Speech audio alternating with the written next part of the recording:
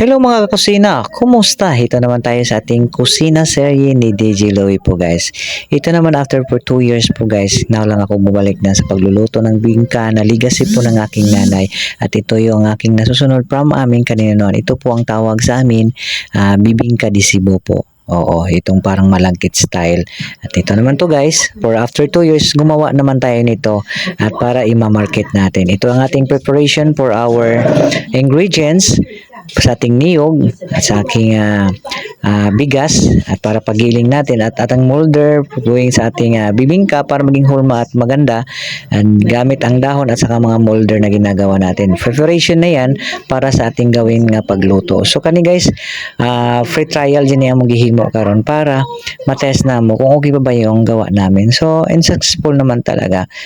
Alam mo guys, mahirap at mainit talaga yung ano natin. Kasi ang estilo natin is ito pa yung pinaka old style na ngayon na pagluluto ng bibingka na yung apoy nakapatong sa ibabaw na kung ikaw mismo ang nagluluto, sobrang init talaga. Ito ang pinaka una at manual na ginagawa before na sinusunod natin from Cebu style.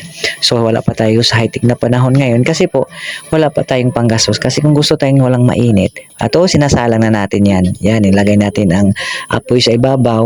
Wato na lang nato na siya guys na maluto for after few minutes. So dadagan mo lang siya ng apoy para maging successful at pantay po ang pagkaluto niya at magiging tawag nilon may dukot-dukot sa ibabaw. So sa ilalim yan ang purpose yan kaya nilagyan namin ng apoy sa ilalim yan to expand sa bibingka para maging liki daw. So ito na yung result sa ating bibingka. For the 2 years after, ito na po yung resulta ng ating paggawa na kaya pa rin natin gumagawa.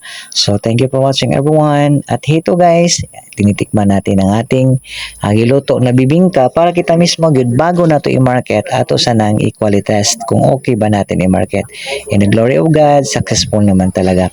Ang paggawa ng bibingka akala mo madali pero napakahirap kasi po proseso po ang paggamit niya. Tsaga lang, kung may dedikasyon ka na gumawa nito kasi hilig mo talaga kaya mong gawin. At yan ang ating finished product guys, and hoping this is the Louie Kusina serye po. Marami tayong abangan sa paggawa ng ating bibingka. Ayan po, ito imamarket na natin yan at sa grant of God, successful naman ang pagbinta at na-sold out lahat. Abangan nyo na bukas ang ating gagawin para sa ating kusina serye. Thank you for watching everyone.